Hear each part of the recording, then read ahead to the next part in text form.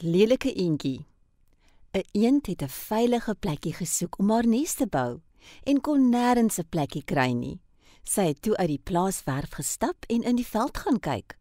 Daar was 'n groot boom met baie skaduwee. "Kwak? O ja," het sy bly gekwaak. "Dit is net die regte plek. Dit is lekker beskud teen die wind." Daar het baie blare onder die boom rondgelê. Sy het vinnig vir haar 'n nes in die blare gemaak. Sy het elke dag op haar eiers gesit om hulle warm te hou en het gesien hoe die son opkom en weer sak. 'n Paar dae later het die eiers uitgebroei, die een na die ander. Uit elke eier het 'n klein geel eendjie gekom. Mamma eend was baie gelukkig oor haar klein eendjies.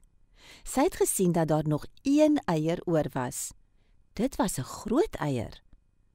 Mamma eend en die klein eendjies het die groot eier dopgehou. Uiteindelik het dit oopgebreek en 'n groot lelike eendjie het daar uitgekom.